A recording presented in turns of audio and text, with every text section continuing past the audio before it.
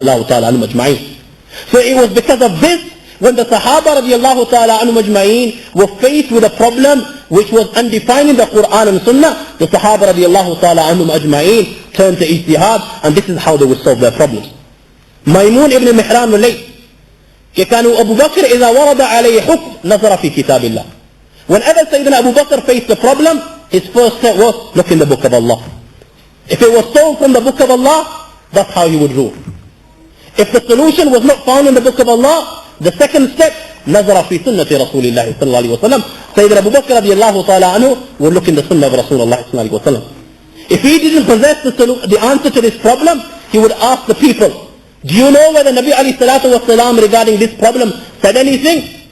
Sometimes the answer would be in the affirmative, and somebody would stand up and say, قَضَى فِيهِ بِكَذَا وَكَذَا. Yes, Nabi alayhi salatu wasalam was faced with a problem like this, and this is how Nabi alayhi salatu wasalam solved the problem.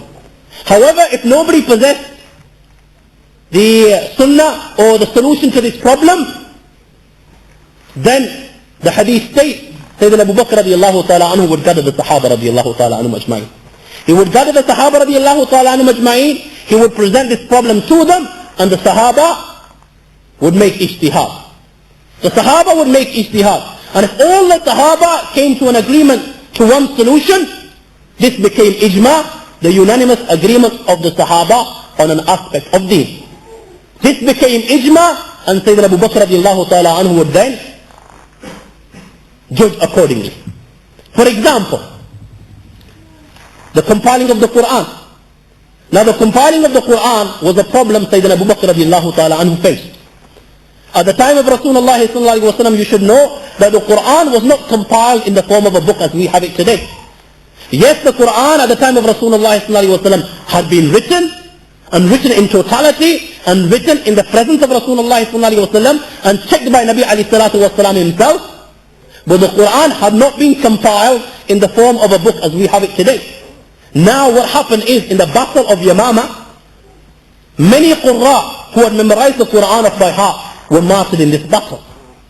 Sayyidina Umar radiallahu ta'ala anhu came to Sayyidina Abu Bakr radiallahu ta'ala anhu, and he suggested to Sayyidina Abu Bakr, "Oh Abu Bakr, it is a good thing that it would be good if you compile the Qur'an, because many of the Qurra have passed away. And if the Qurra, those that have memorized the Qur'an, keep on dying in battles like this, then the Qur'an will be lost." Now this was a problem which they did not face at the time of Rasulullah sallallahu alaihi wasallam. Secondly, it was a problem regarding which there was no clear indication in the Qur'an and Sunnah that yes, the Qur'an should be compiled, or no, the Qur'an should not be compiled. So when Sayyidina Abu Bakr radiallahu ta'ala anhu was faced with this problem, he gathered the Sahaba radiallahu ta'ala anhum ajma'in. All the Sahaba made Ijtihad, and all the Sahaba agreed that yes, the Qur'an should be compiled, and this became Ijma. So this is how Sayyidina Abu Bakr radiallahu ta'ala anhu would solve the problem. The Sahaba would get together, and then they would make Ijtihad. If they all agreed, it would become Ijma. However, if the Sahaba, after making Ijtihad, could not come to an agreement, and there are many instances where the Sahaba did not agree. For example, the Sahaba radiallahu ta'ala anhum ajma'in differed with regards to a free woman marrying a slave.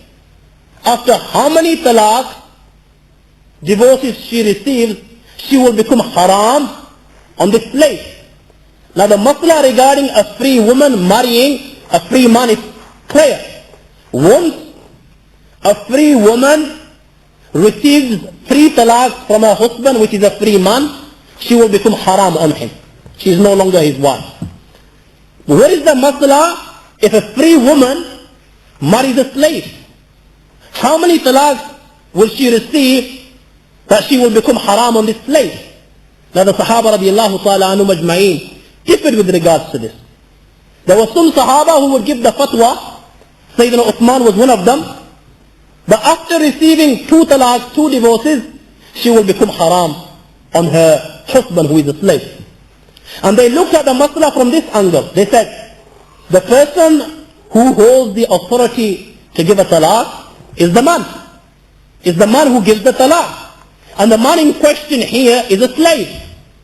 Now a slave has the authority to give 2 talaqs. So after this woman has received 2 talaqs, she will become haram on her husband.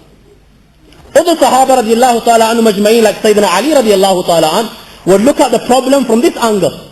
And they would say that after she has received 3 talaq, she will become haram on him. And they looked at the masla from this angle, that it's the woman that receives the talaq. Not the man, it is the woman that receives the talaq. And the woman in question here is a free woman. And the talaq, the divorce of a free woman is 3 talaq. So when this woman receives 3 talaq, she will become haram on her husband who is a slave. So this is just one example where the Sahaba differed. Another example where the Sahaba radiallahu ta'ala anhu majma'in differed was with regards to the waiting period of a woman who is expecting and at the same time her husband has passed away.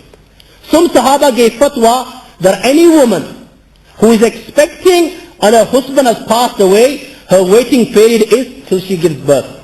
Once she's given birth to the child that's in her womb, she becomes halal. Some Sahaba gave fatwa that no.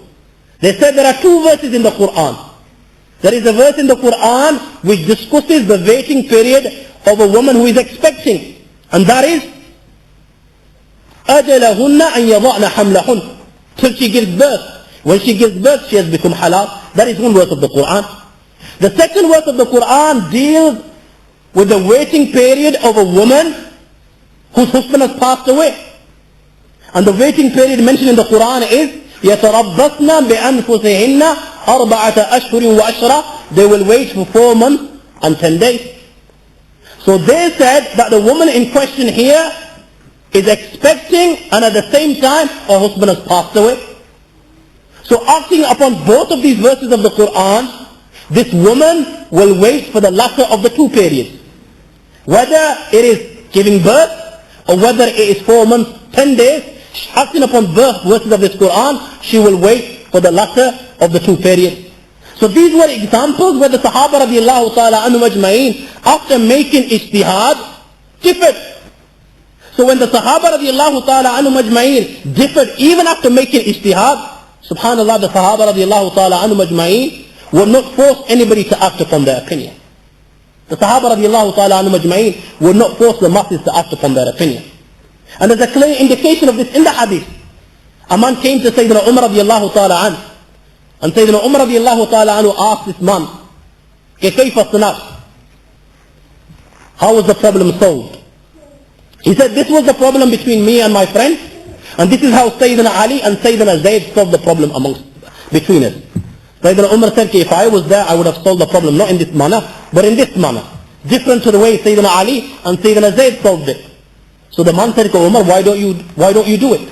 Sayyidina Umar radiallahu ta'ala anhu replied, that if I was following it directly from the Qur'an and Sunnah, then I would have done so. But I am also making ijtihad. And Sayyidina Ali and Sayyidina Zayd have also made ijtihad. When it comes to ijtihad, we were both trying to seek the truth. And thus we are both equal with regards to making ijtihad. So this is how the Sahaba radiallahu ta'ala anhu majma'in and Sayyidina Abu Bakr would solve the problems. Sayyidina Umar came, he solved the problems exactly in the same manner. The Qur'an, the Sunnah, the Ijma' of the Sahaba, and then Qiyas.